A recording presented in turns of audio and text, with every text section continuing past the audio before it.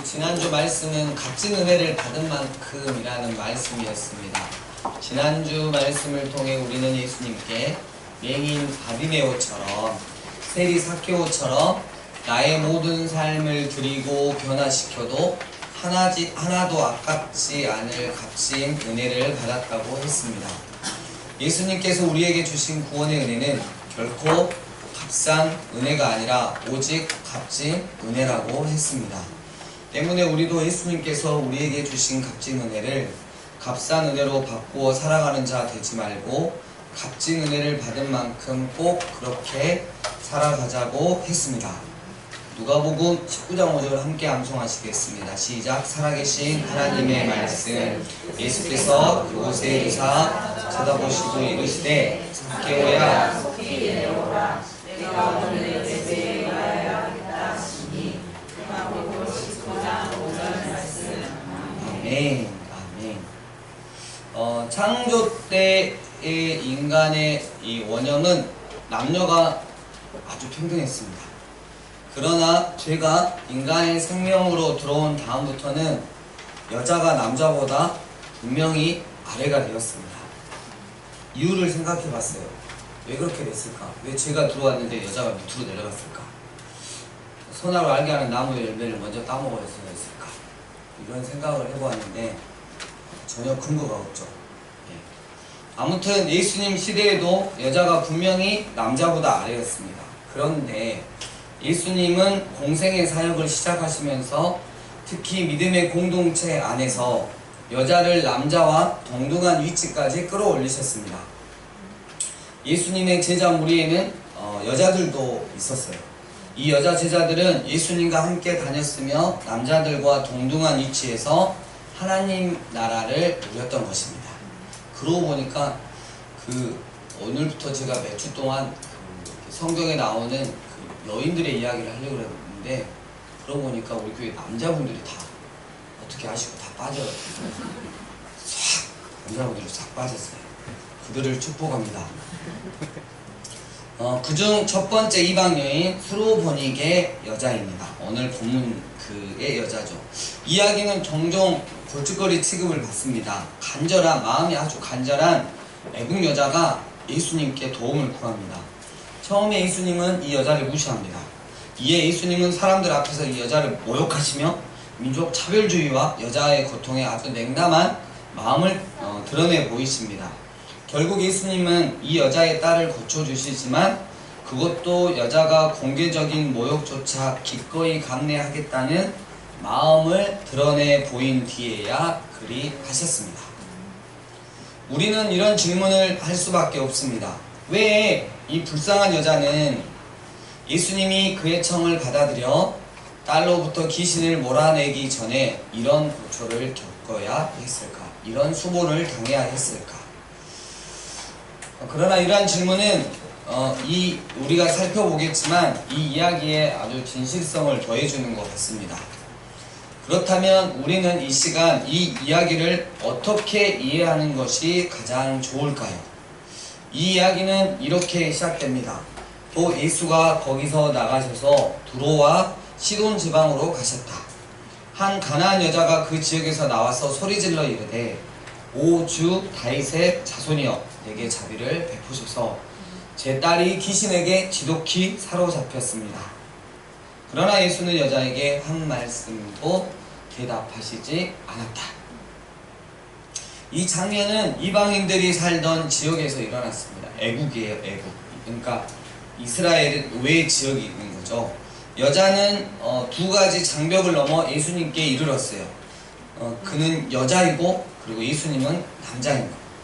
오늘날도 중동의 보수적인 지역에서는 남자와 여자가 성의 장벽을 넘어 낯선 사람에게 말을 걸지는 않습니다. 더욱이 이 이야기의 여자는 유대인에게 도움을 구하는 이방인입니다. 마가복음 3장에서 보니까 예수님이 사역 초기부터 애국 땅인 두로와 시돈 지방에서도 알려진 분이었다고 알려줍니다.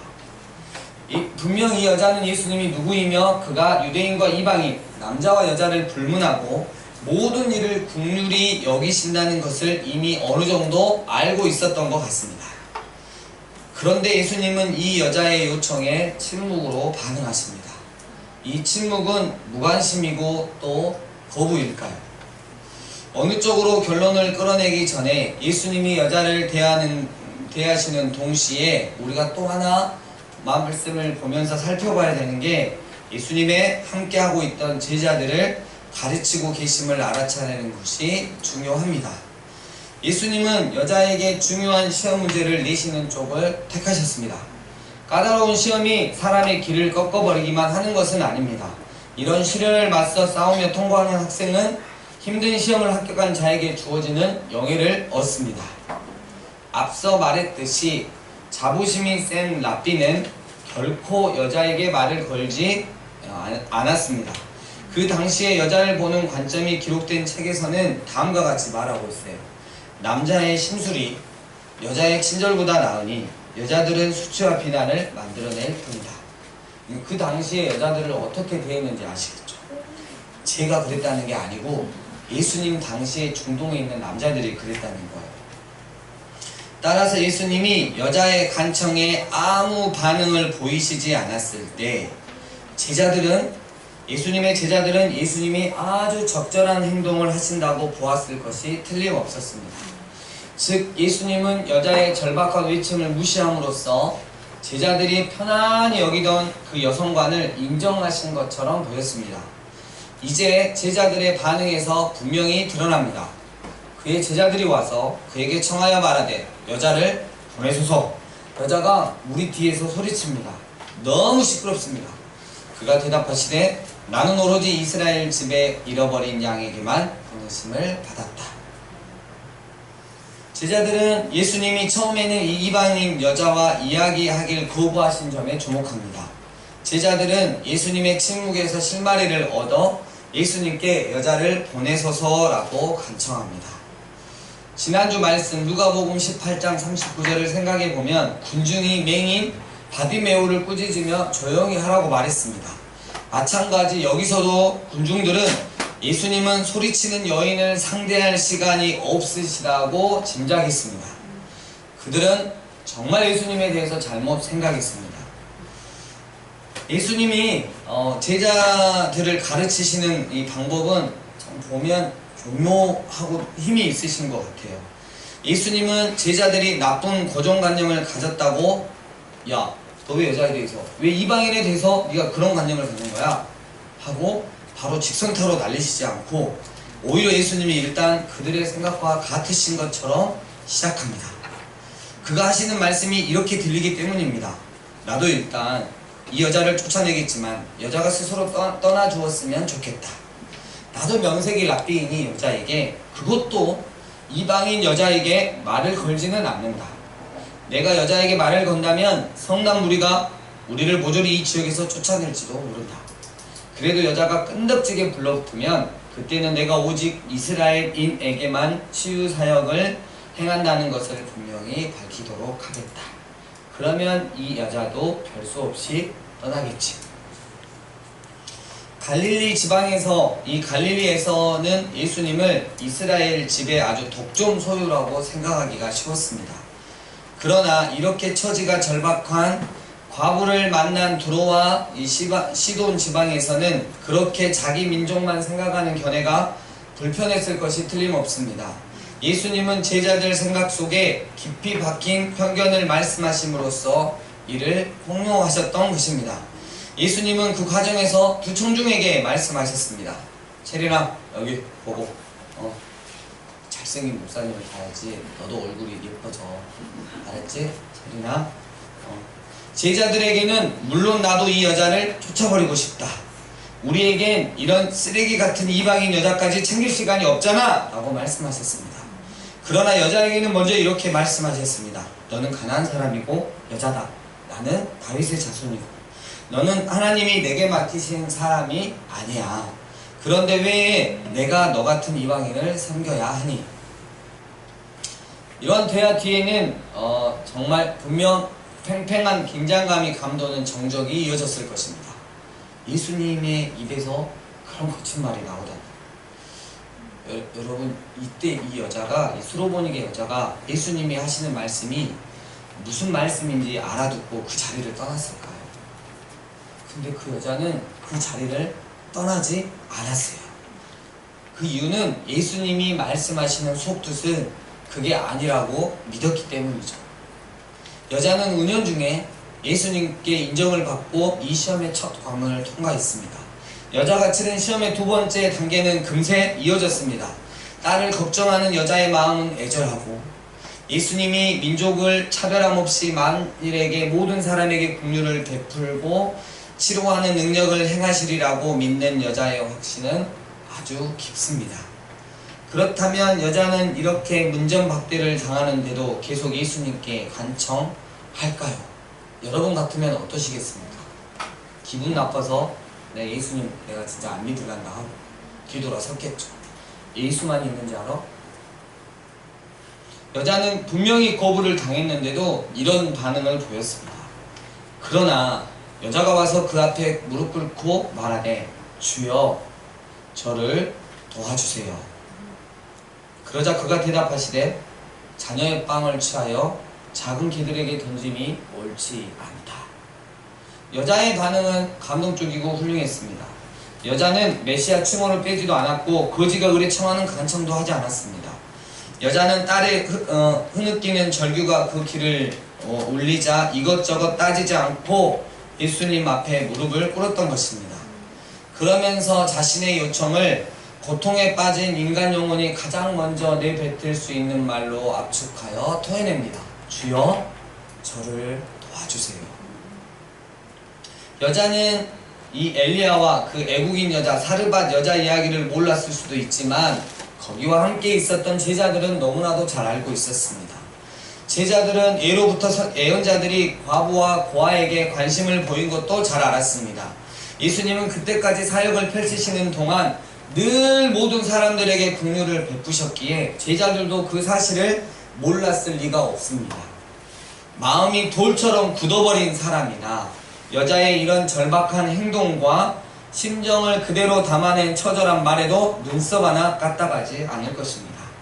그런데 다른 제자들도 아니고 예수님의 제자들이 지금 그랬다는 것입니다. 예수님은 이스라엘을 섬겨야 할 당신의 사명을 넘어 이 이방인을 도와주실까요? 그러기에 앞서 제자들을 압박하십니다. 무엇인가를 가르치시기 위해서 말입니다. 내가 이 여자를 쫓아내고 이스라엘에서만 사역하면 너희들은 행복하겠지? 그러나 난 그럴 수 없다. 너희들은 오히려 이 여인의 믿음의 반응을 보고 좀 깨닫고 배웠으면 좋겠구나. 이제 예수님은 절박한 마음으로 무릎까지 꿇어가며 자기 딸을 살려달라고 비는 여자 앞에서 충격적인 말씀을 하십니다. 예수님이 사용하시는 언어는 너무나도 셌습니다.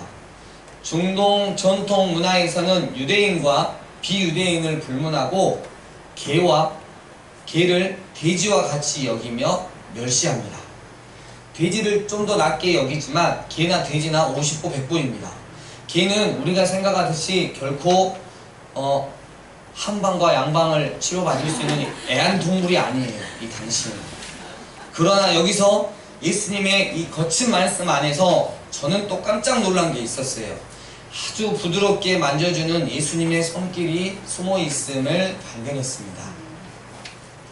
예수님께서 여인에게 개를 언급하셨을 때 보통 개를 언급하면 야생처럼 포악하고 싸나운, 그래서 죽은 시체나 먹는 늑대 같은 개를 언급하신 게 아니고 쿠나리온, 헬라어 원어를 보면 쿠나리온이라고 적어져 있더라고요. 이건 뭐냐면 아주 조그만 개라는 뜻입니다. 그러니까 여기서 지금 언급하는 개는 아주 조그만 개를 언급하셨어요.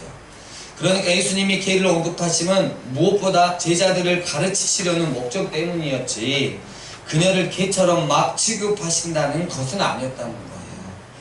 예수님은 지금 제자들에게 이렇게 말씀하십니다. 너희가 이방인을 개라 생각하는 것도 내가 이 여자를 개로 여기길 원하는 것도 나는 알아. 하지만 들어봐라. 이런 일이 벌어진 것은 너희의 편견 때문이라고. 너희는 이런 광경이 마음 편하냐? 이제 좋으냐? 여자는 어떤 반응을 보일까요? 여자는 그가 치를 시험 중 가장 벅찬 부분에 이르렀습니다.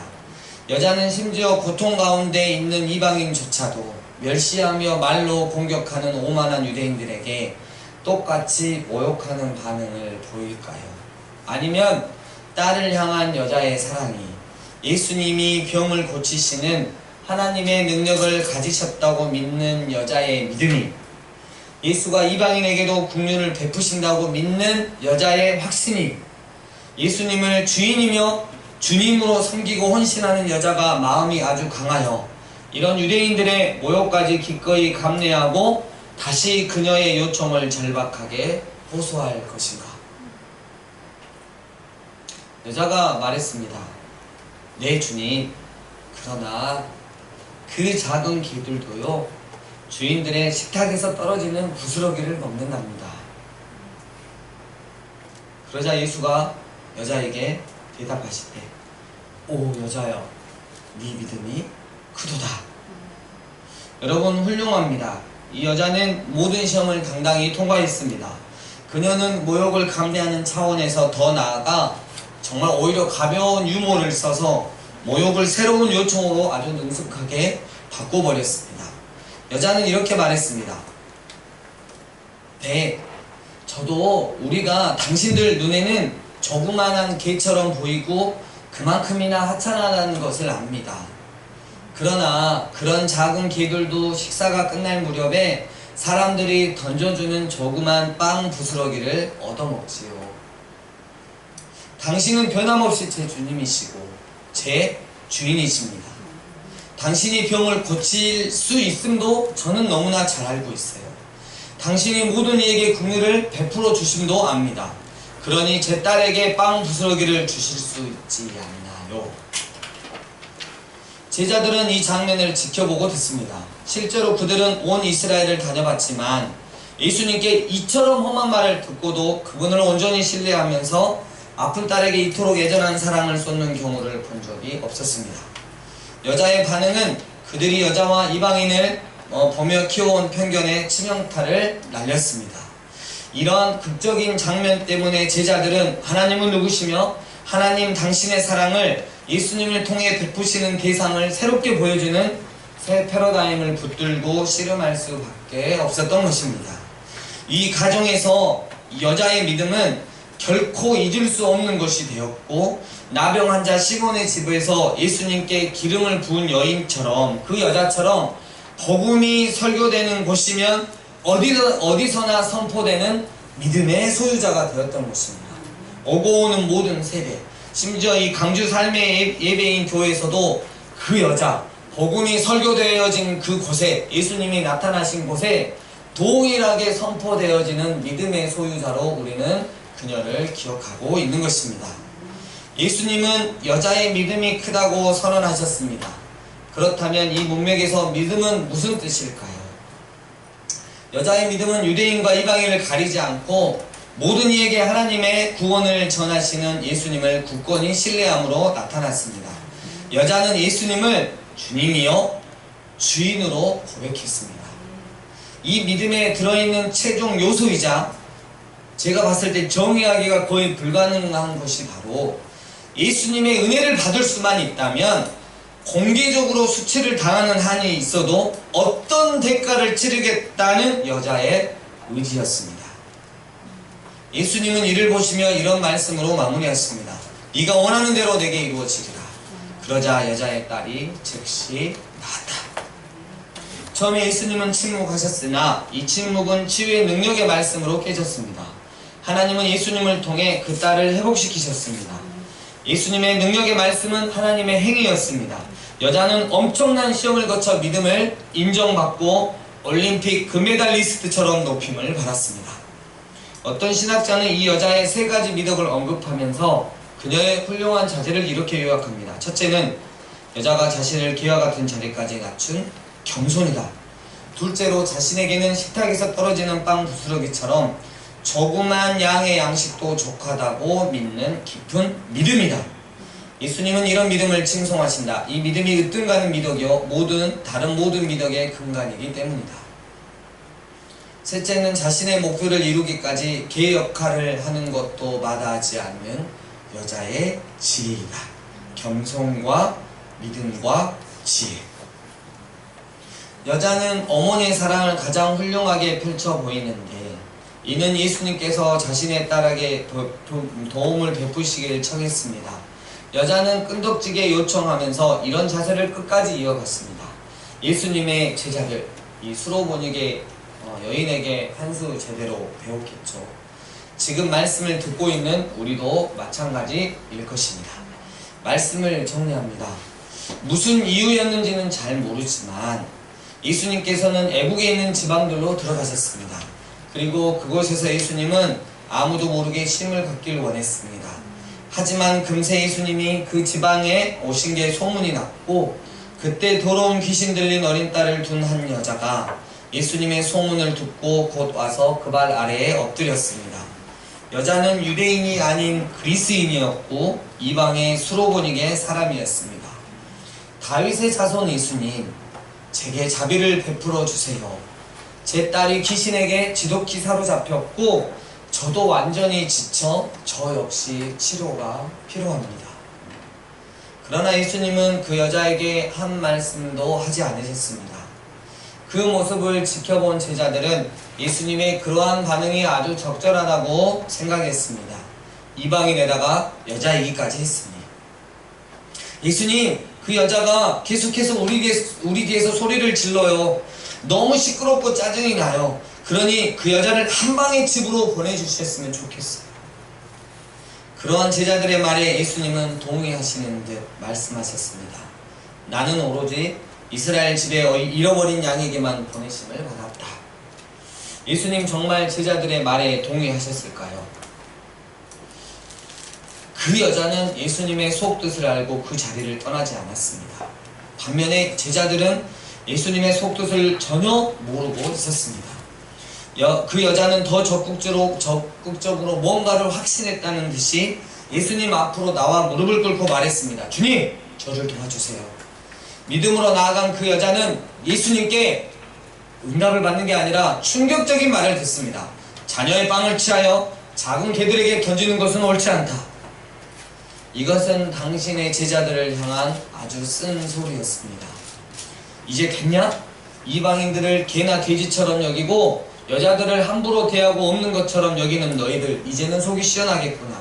이제 봐라, 너희가 그렇게 무시하는 이 여자가 어떤 대답으로 나의 마음을 시원하게 하는지. 그 여자가 대답했습니다. 네, 맞습니다. 주님, 저와 제 딸이 조그만 개처럼 보인다는 거 잘 압니다. 그런데요, 주님, 그 작은 개들도 식사가 끝날 무렵에 사람들이 던져주는 빵 부스러기를 먹는답니다. 저는 예수님께서 제 딸의 병을 고쳐주실 줄 믿어요.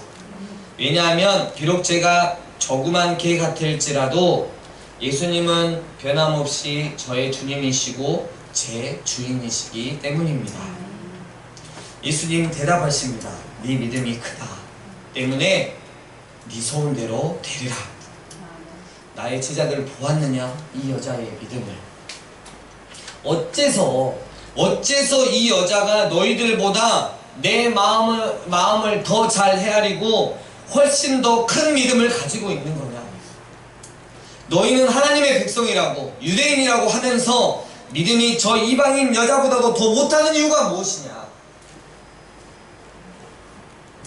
사랑하는 강주사임 예비교회 예비사 여러분, 우리는 예수님께 어떠한 모습으로 살아가고 있는지요?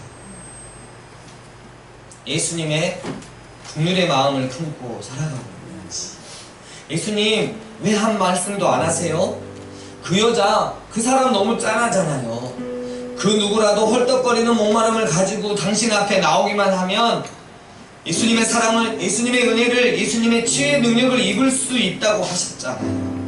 그러니 그 여자, 이방인이고 그 여자여도 예수님 긍휼히 여겨주시고 딸도 고쳐주세요. 네? 또 복음이 선포되어지는 곳에는 어김없이 선포되어지는 나의 믿음도 있는지. 예수님은 나의 주님이시고 주인이십니다. 비록 제가 공개적으로 수치를 당하는 일이 있어도 예수님께 은혜를 받을 수 있다면 그런 것은 아무것도 아닙니다. 오히려 유머러스하게 그 상황을 넘기고 일하실 예수님을 믿음으로 기대하겠습니다. 이럴 때 예수님이 응답하시는 거예요. 와! 너의 믿음이 크다! 그럼 요즘 날씨가 더워도 정말 덥습니다. 바로 이때 예수님의 마음을 잘 헤아리는 자가 돼요. 예수님의 마음이 머무는 그 누군가를 위해, 예수님의 마음이 머무는 그곳을 향해 마치 나의 일처럼 늘 감동하며 기도하는 자가 되시길. 그리고 내가 처한 상황이 아무리 아닌 것 같아도 오히려 예수님의 은혜 주심을 기대하며 결국 예수님께서 선포하시는 믿음의 소유자 되시길. 그리하여 한여름의 얼음 냉수처럼 예수님의 마음을 시원케 해드리는 자가 되시길 주의 이름으로 부탁드립니다. 잠언 25장 13절 말씀.